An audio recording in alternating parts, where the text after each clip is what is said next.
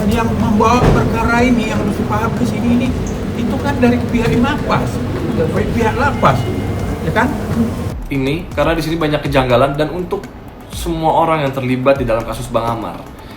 Tolonglah, masyarakat ini sudah pintar, tidak bisa dibodoh-bodohin lagi. Semakin lama kalian bermain, semakin ketahuan juga mainnya gitu. Jadi kekecewaan itu ya pasti ada gitu. Tidak hanya keluarga, tidak hanya saya.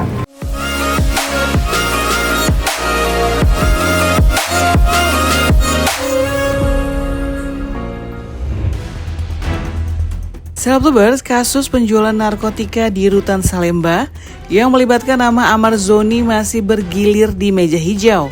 Yang terbaru, Amar kembali menjalani sidang lanjutan di Pengadilan Negeri Jakarta Pusat pada Kamis lalu. Namun, pesinetron anak jalanan itu rupanya masih belum bisa dihadirkan secara langsung karena masih berada di Nusa Kambangan. Lantas, apa yang membuat Amar Zoni belum dipindahkan dari Nusa Kambangan? Dan bagaimana reaksi sang adik Aditya Zoni? Nah, sebelum lanjut, jangan lupa like, subscribe Selebtub TV biar kalian gak ketinggalan berita update seputar selebriti. Dan yang lain harus melaksanakan, kami datangkan dengan penetapan hakim, jaksa juga penetapan hakim, kemudian terdakwa penetapan hakim, majelis hakim juga penetapan hakim juga duduk di situ. Nah di situ kan ya penetapan hakim wajib dilaksanakan. Itu bentuk supremasi hukum di negara kita ini baik itu. Jadi semua harus melaksanakan penetapan hakim. Ketiga, dan kemudian alasan ya kan pertimbangannya kan jelas itu masalah MOU yang udah kedaluarsa.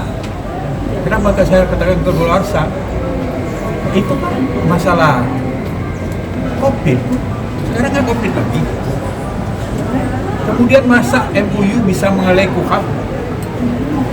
Kemudian yang harus paham juga ini Undang-Undang Dasar 45 juga pasal 24I tidak boleh diskriminasi hukum terhadap orang. Berarti ada diskriminasi dong terhadap Amar.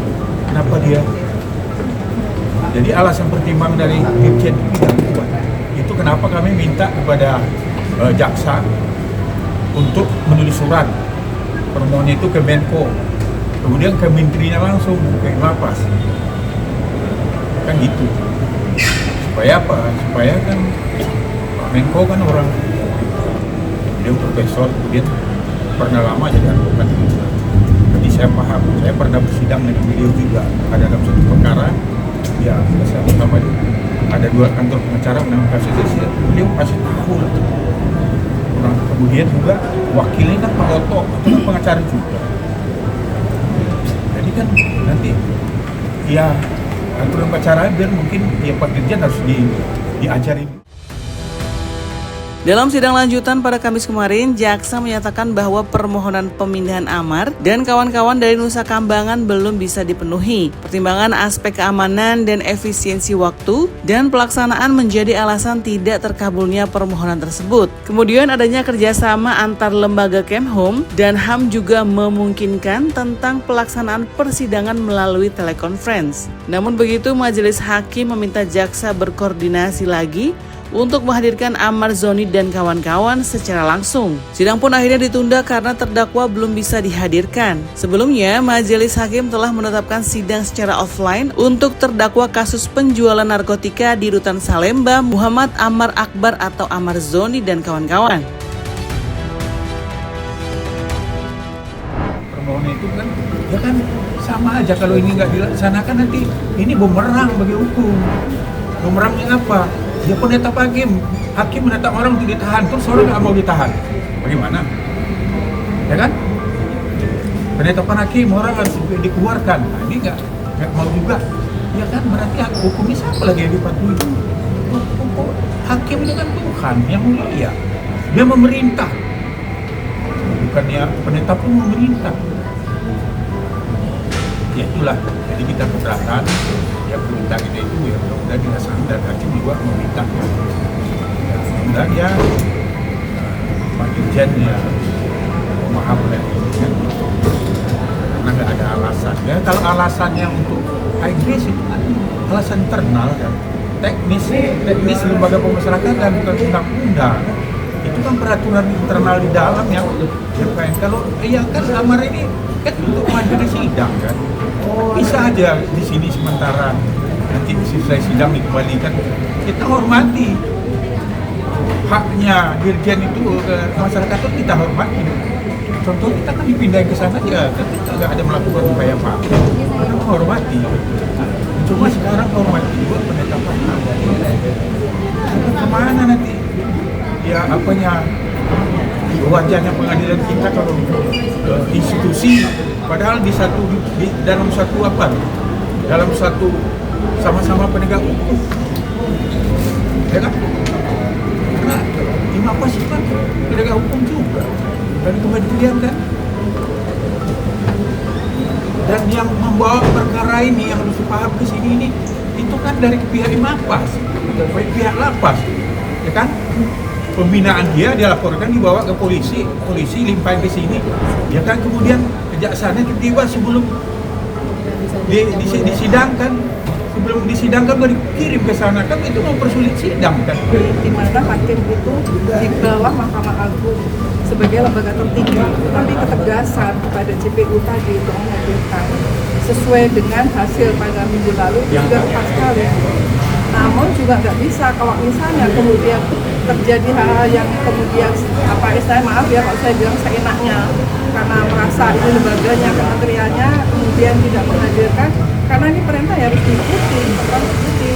Jadi kekecewaan itu ya pasti ada gitu. Tidak hanya keluarga, tidak hanya saya, tetapi fans yang udah datang dari mana-mana itu kan yang ngikutin dari awal itu, mereka kan juga sebagai pengamat, sebagai warga negara yang mereka walaupun juga ini paham loh tentang hukum, nggak bisa kita ini dibuat oh ini kekuasaan saya, oh ini saya sebagai powernya, kekuatan terus saya melakukan begini-begini, nggak bisa gitu. Gimana kalau misalnya yang sampai terjadi dengan ini selalu bentuk kerapuhan hukum di Indonesia, dan itu yang tidak kita harapkan. Dok, hari ini nggak ada telepon press, nggak ada video. Tidak ada. Itu gimana dok? Tidak bisa melihat. Minggu lalu nggak ada. Selama ini itu kami mengikuti terus apa yang dilakukan. Menanggapi hal tersebut, adik Amar Zoni tak tinggal diam dan segera buka suara. Ia menjelaskan sidang seharusnya dilakukan offline, tapi kenyataannya masih berlangsung secara online. Namun Aditya mengaku tidak terkejut karena merasa banyak kejanggalan sejak awal kasus ini bergulir. Ia juga tidak menemukan alasan kuat mengapa Amar belum dipindahkan dari Nusa Kambangan, padahal kondisi memungkinkan untuk sidang secara langsung. Sembari meminta dukungan publik, ia juga mengingatkan bahwa ada pengadilan akhir untuk para oknum yang bermain. Meski di dunia bisa lolos, tetapi pengadilan akhir tetap ada. Pada akhirnya Aditya Zoni hanya meminta keadilan untuk sang kakak Amar Zoni. Assalamualaikum warahmatullahi wabarakatuh, teman-teman semuanya.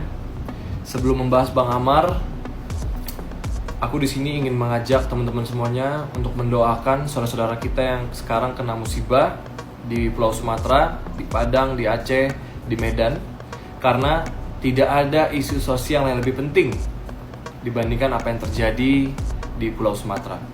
Semoga doa dan dukungan kita bisa mensupport teman-teman yang terkena dampak, dan mudah-mudahan bisa segera bangkit.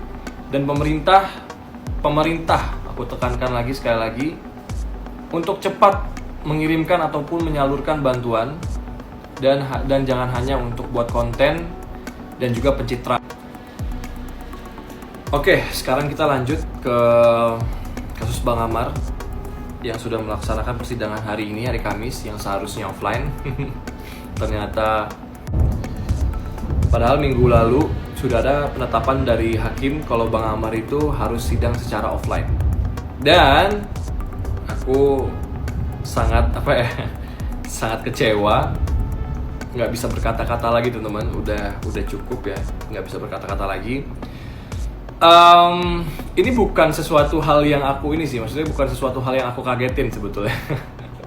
Tapi yang sudah aku duga gitu loh. Ya aku harap sih yang terlibat dalam kasusnya Bang Amar ini segera tobat. Keminpas, dan ada statement juga dari Dirjen Pas, aku nggak tahu, sorry aku nggak ini sama ibunya, aku nggak kenal sama ibunya.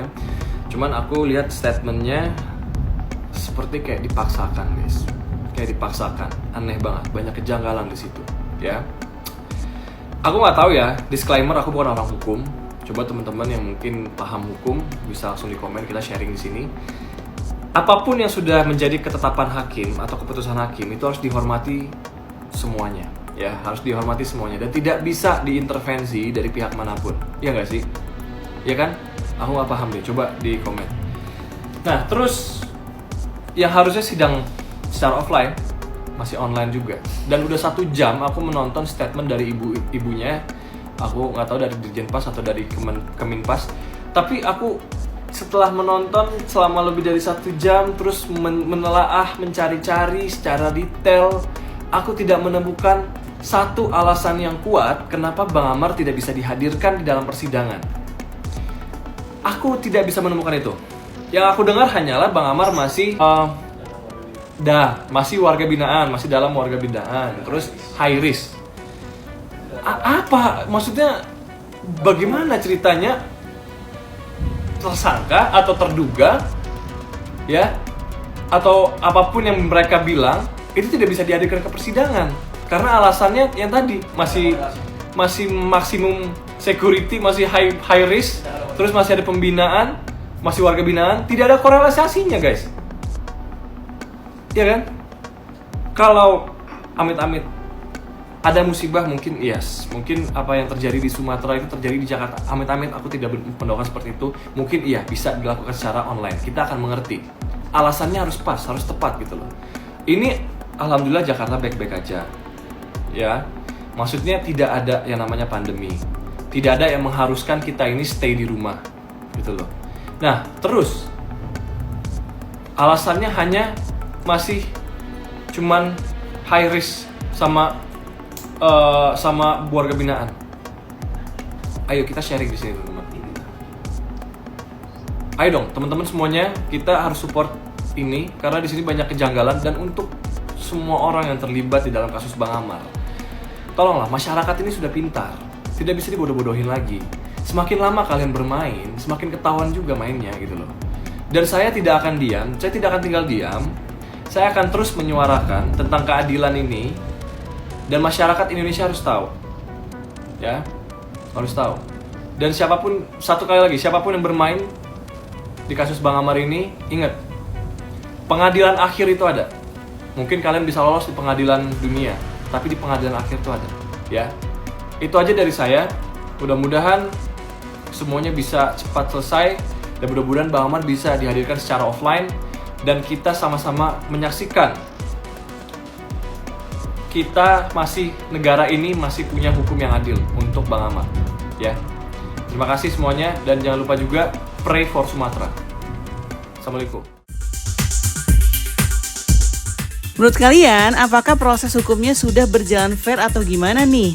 Jangan lupa komen di bawah ini ya Selebtubers. Sampai ketemu lagi, bye-bye.